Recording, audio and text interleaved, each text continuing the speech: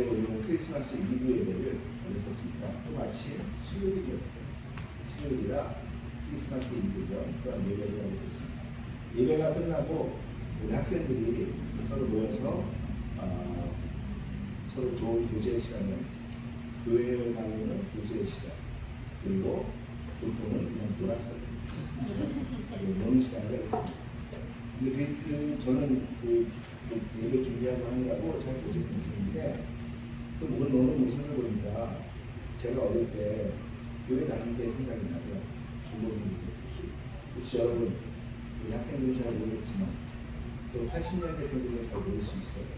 그런데 70년대 이전에 태어난 80년 이전에 태어난 90년대 80년대 중반에는 학생들로 같이 했던 아니면 시골에서 신앙생활을 했던 그때 크리스마스 이브를 한번 떠올려 보십시오.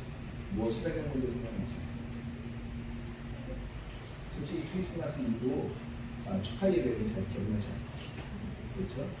그날 형들과 누나들과 아니면 동생들과 함께 크리스마스 예배가 끝이 나고 또 크리스마스 전예배가 끝이 나고 그런 다음에 밤새 함께 이야기하며 먹을 것을 먹으면서 놀았던 그 기억.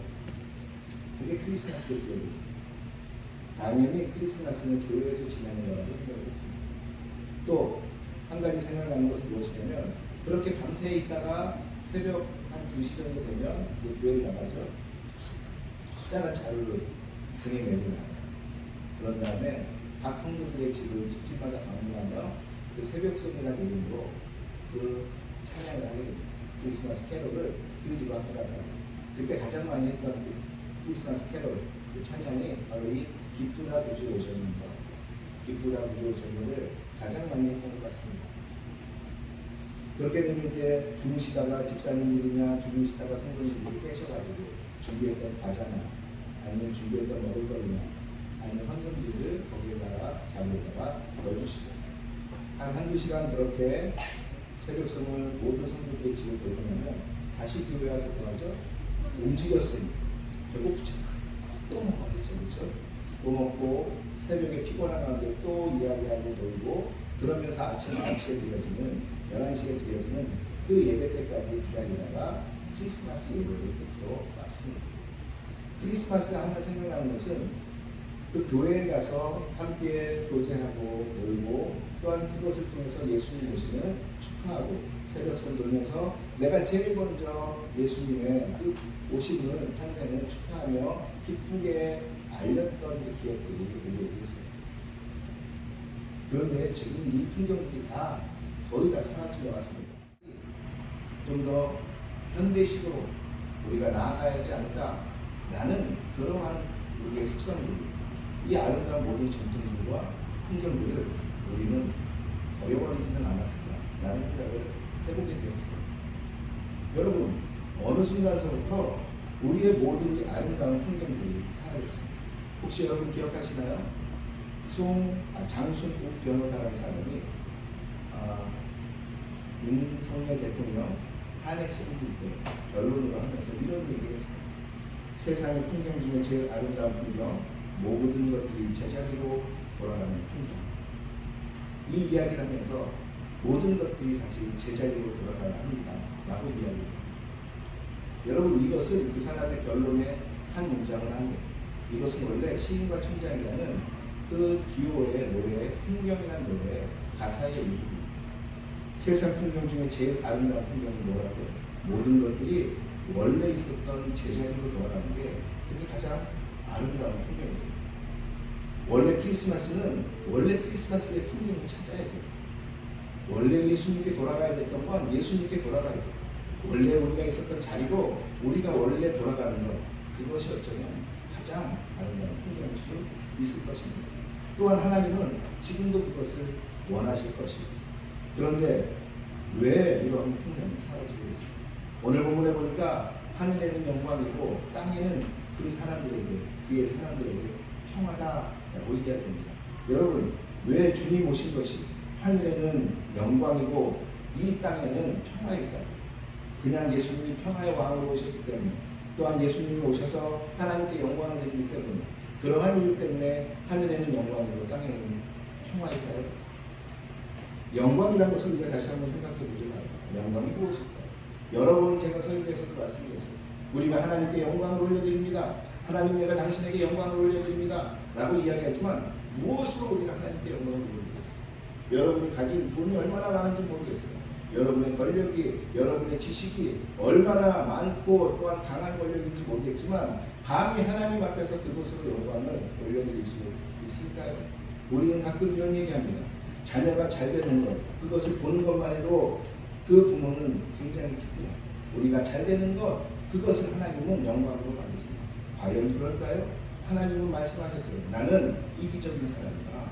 나에게 영광을 주라. 나를 사랑하지 않으면 나는 너도 사랑하지 않고 너희 자녀들도 사랑하지 않을 거야 라고 말씀하시는 그 하나님, 하나님께서 받기 원하시는 영광은 당신에게 성경적으로 직접 받으시는 영광입니다. 그런데 우리가 무엇으로 하나님께 영광을 올려드리겠습니까? 여러 번 말씀드렸지만 하나님이 모든 것을 행하시는 가운데 그 하나님이 우리를, 내가 너를 잠시 썼으면 좋겠다 라고 도구로서 우리가 사용되어질 때, 그때 하나님은 우리를, 나를 도구로 사용하시면서 그 일이 끝나고선 하나님 뭐라고 얘기하십니까? 일도 하나님이 하시고 그 도구의 사용도 하나님이 하셨을 뿐인데, 그 도구가 아니라도 하나님은 할 수 있는데 그 도구를 굳이 잡으셔서 하나님은 사용하시고 일하신 다음에 내가 너를 통해서 영광받았다 라고 이야기하시는 거예요. 하나님의 도구 중에 가장 큰 도구는 무엇이었을까요?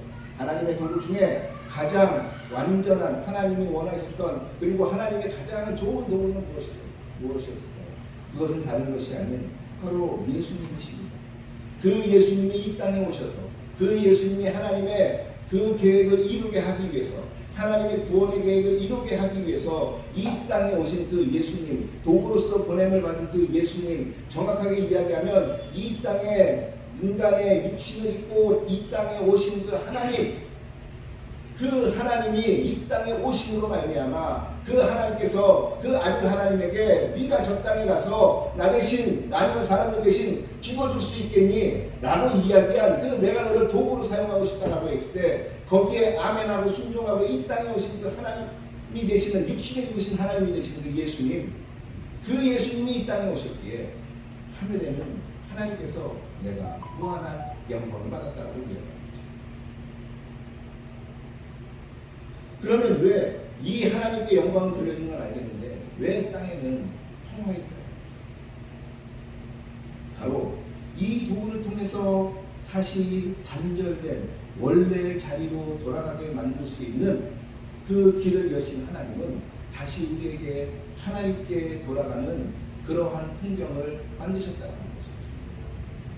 그래서 우리는 그 하나님 안에서 다시 평화를 누리고 하나님과 함께 있을 때만이 우리는 샬롬을 누릴 수 있는 그 샬롬의 그 길이 열렸기에 땅에는 평화가 되는 거죠.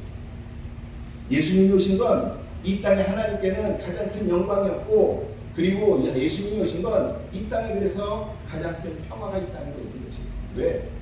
우리는 단절됐는데 그 단절된 것을 다시 이루어 주시는 하나님, 그래서 우리가 다시 돌아갈 수 있도록 해주신 그 하나님의 평화에 우리가 평화를 느낄 수 있기 때문입니다.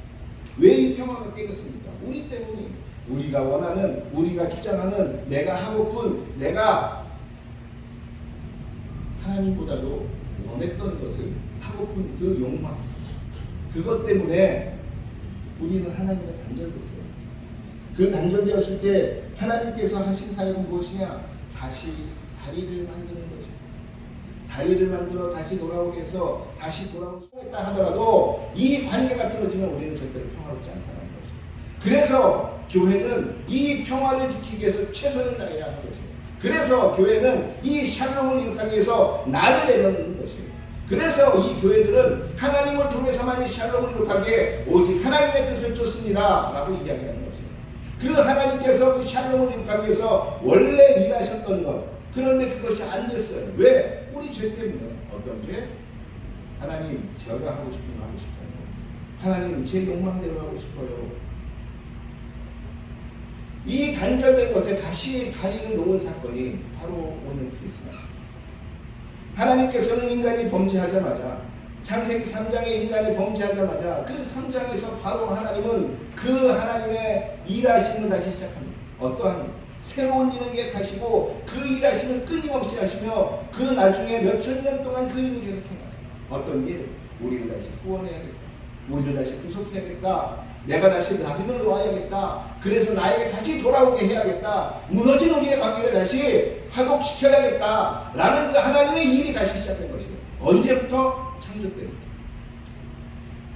그것을 우리는 무엇이라고 얘기하느냐? 그것을 우리는 구속하는 하나님이라고 얘기합니다. 하나님은 원래 샬롬을 위해서 일하셨던 분이지만 그 샬롬을 이룩하기 위해서 하나님은 우리를 구속하십니다. 여러분 구속하면 뭐가 떠오르세요? 너 구속됐어? 열매야. 이렇게 얘기하면 어떨까요? 혹시 감옥 가는 거야? 그렇죠? 그렇지 않나요? 너 구속됐어? 그러면 가장 먼저 떠오르는 것은 내가 뭔가 속박받는다는 것이에요. 여러분, 그런데 구속의 뜻에는 무엇이 있는지 아시죠? 구속은 값을 치러서 잘못된 것을 보상하는 것이죠. 돈이 있으면 돈으로 보상하지만 내가 안 되면 몸으로 가기 때문입니다. 그래서 나의 죄를 완전히 씻어버리는 것이죠. 여러분 그렇기 때문에 원래 전과자들에게는 그 전과자들이 모든 것을 값으로 치러냈기 때문에 우리가 더 이상 이야기하지 않아요. 세상에 얼마나 많은 값을 치러내지 않은 전과자들이 많습니다. 나쁜 짓 하고도 권력으로 그것을 이용하여 나 죄 없다고 합니다. 나쁜 짓 하고도 돈으로 나 죄 없다고 합니다. 나쁜 짓 하고도 사람들을 꼬드겨서 나 죄 없다고 합니다. 그러한 잘못된 것들을 합니다. 그러나 구속자들은 어떤 사람들이요? 그 사람들은 잘못은 했지만 값을 치르고 그 모든 것을 다시 원상복구한 사람입니다. 하나님께서 취하신 것은 무엇이냐면 죄를 짓고 그것에 대해서 값을 치르는 것이었어요. 그 값을 치르기 위해서 하신 일이 무엇이냐? 그게 예수를 이 땅에 보내신 것입니다. 그 예수를 이 땅에 보내서 대신 값을 치워서 모든 인간들을 대신해서 죽게 만드시고 그 영광스럽고 그 거룩하신 분이 찍히시고 창에 찔리시고 그것을 통해서 하나님을 구속하시는 것입니다. 값을 치르시는 것입니다. 그것을 위해서 오늘 주님은 오시는 것이에요. 그것을 순종하고 주님은 오시는 것이에요. 그러기에 하나님께는 가장 큰 영광이 되는 것입니다. 단절된 우리를 다시 자리가 되어 이 땅에 하나님과 연결시키기 위해서 오신 그 하나님, 그 예수님, 바로 그 예수님을 통해서 우리는 다시 하나님께 나아가 하나님이 원래 추구하셨던 그 샬롬의 세계로 나갈 수 있는 것입니다. 다시 말씀드립니다. 샬롬은 돈으로 되는 것이 아니에요. 샬롬은 권세나 지식이나 세상의 성공으로 되는 것이 아니에요. 샬롬은 오직 하나님만이 하실 수 있어요. 샬롬은 오직 하나님 아래 하나님과 함께 동행할 때 되는 것이에요. 그러기에 여러분 하나님과 동행하지 않으면 아무리 많은, 아무리 좋은, 아무리 비싼 것을 가지고 있더라도 여러분 그는 절대로 샬롬할 수 없어요. 왜? 그 관계를 만드시고 그 관계 가운데 모든 것을 조화롭게 이 땅 가운데 일하시는 분이 하나님이시기 때문에 그래요. 여러분 이것이 우리의 믿음이고 이것이 우리의 고백이고 이것이 우리의 나아가는 목적이에요. 미안해서 영아 어제 우리 딸과 장시간에 대화를 했습니다. 우리 딸이 하고 싶은 일이 있었는데 이게 잘 안 됐어요. 그러니까 우리 딸이 그것에 실망을 해서 근데 제가 이렇게 있으니까 실망했다는 말을 못하고 아침에 일어나서 그 아이를 보고 너무 친근하고 미안하기도 하고 왜 나 같은 아빠를 만나서 네가 하고 싶은 것을 이루지 못하니 라는 마음이 들었어요.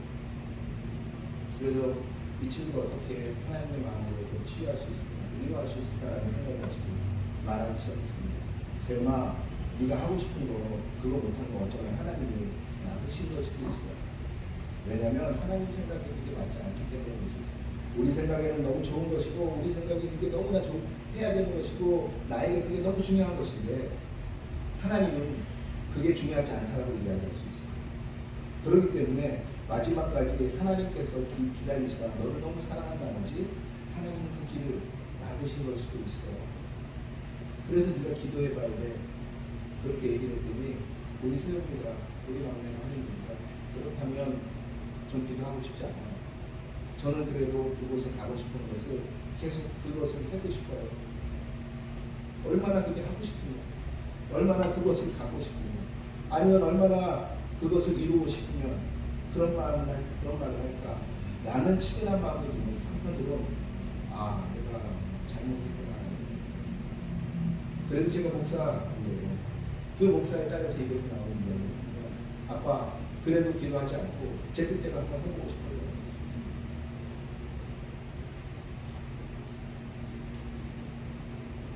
제가 너무 실망스럽기도 하고 가슴이 무너지는 것 같기도 하고 세영아 아빠 미안한데 너한테는 너무 실망이야 라는 얘기를 했습니다. 그 정도까지는 아닙니다. 그런데 문득 저를 돌아보면 저도 그런 적이 나와요. 하나님의 뜻은 원래 계시고 하나님은 나를 통해서 가장 아름다운 것을 그것을 나의 믿음으로 나를 가장 아름다운 것으로 하나님은 나를 이끄신다. 나는 그 믿음을 가지고 내가 살아간다고 하는데 그 믿음을 이루면 우리가 과연 신앙생활하는 게 무엇이 의미가 있겠습니까? 그냥 도깨비 방망이 하나 더 구할 뿐이죠. 하나님 나 이거 원하는데 이거 들어주세요. 여러분 다시 한번 고민해 보시며 주님께 묻는 시간이 되기를 주의 축원하겠습니다. 다시 한번 말씀드리지만 세상에서 가장 아름다운 풍경 그것은 바로 모든 것들이 원래 자리로 돌아가는 풍경입니다. 새로운 것을 만들어내거나 새로운 것이 아니라 원래 자리로 원래 있던 곳으로 원래의 방식대로 돌아가는 것 그것이 가장 아름다운 풍경이라고 봅니다. 이 크리스마스가 2025년 12월 25일 이 크리스마스가 다시 한번 우리가 원래 자리로 돌아가기 위해서 몸부림치는 그런 것을 다짐하는 계기가 되는 오늘 하루가 되기를 주님으로 축원하겠습니다. 축원하겠습니다. 아멘. 우리 함께 기도하시겠습니다.